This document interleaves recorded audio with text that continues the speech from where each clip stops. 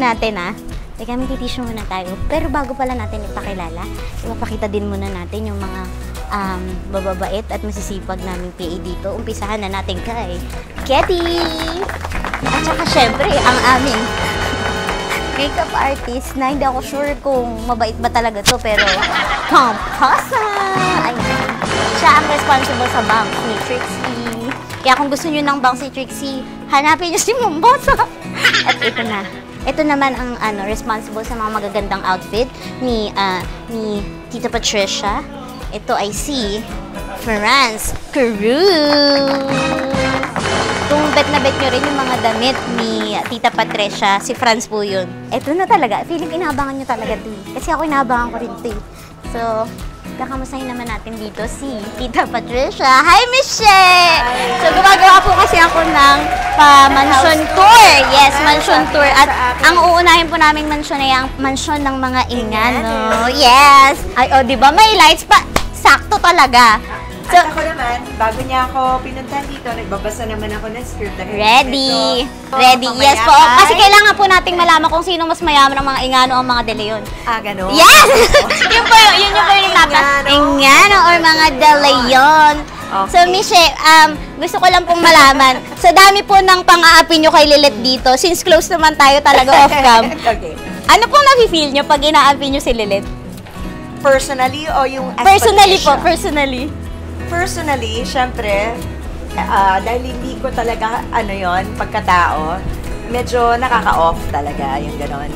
But it's a role that I have to play and I have to give it justification dahil nga, yun yung sinulat ng ating mga manunulat, yung creative writers natin, sila talaga yung may konsepto ng lahat-lahat ng kung ano man nangyayari sa storya natin. So, kailangan ko yung ipakita, di ba? Kailangan nating i-express yun through our acting skills, gano'n.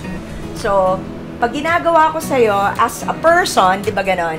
Medyo, for me, di ba, off yun gawin ko because it's not my nature. But because kailangan natin ang gawin para lalong mapanindigan natin yung bawat eksena at kung ano talaga yung pagkatao ni Patricia, yun ang kailangan kong pakita.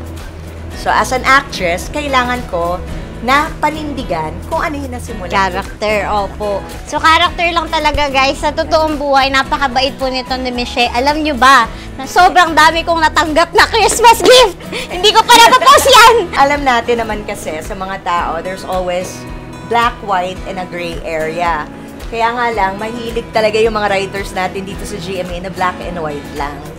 Good and bad. Walang gray area dito. So, kung ano yung kailangan pakita, yun na yung paninindigan natin. Yes. And syempre, hindi magiging effective si Lilet kung walang Ma'am Patricia. Tsaka thank you, ikaw ang lucky charm ko. Yes! So, nag-Hall of Fame tayo, nag-Grand Slam tayo for Best Grabe, Actor. deserve Sa lahat ng suporta ninyo. At supportahan nyo pa kami sa duration ng Lilet Matias, Attorney at Law. Ano ba? Sino ba talaga yung mas mayaman? Mga Naku. De Leon o mga Ingano? Tutulungan po nila ako mamaya mag-decide kasi nagbibilang kami ng chandelier. At nakita ko na yung pangatlo, guys. Tulungan niyo ako magbilang. Ito pa, may isa pa. Actually, pag nakita mo, di ba? Simple lang.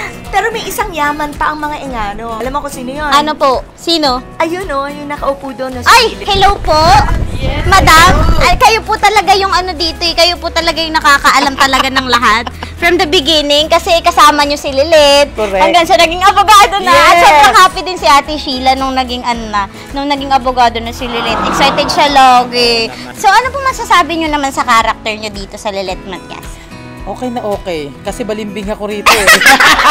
Pwede ako sa'yo, pwede ako kay Ma'am Patricia, at syempre, kay Lilet. Hanggang sa naging attorney na siya. Excited pa din siya. Excited pa rin ako. Doon ako lagi sa may pakinabang ako. Syempre, kailangan.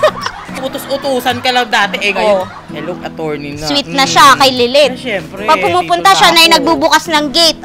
Aminin nyo. Mamaya magkaroon ako ng kaso. Meron na siyang abogado agad. Yes. Thank you po, thank you. Thank you very much.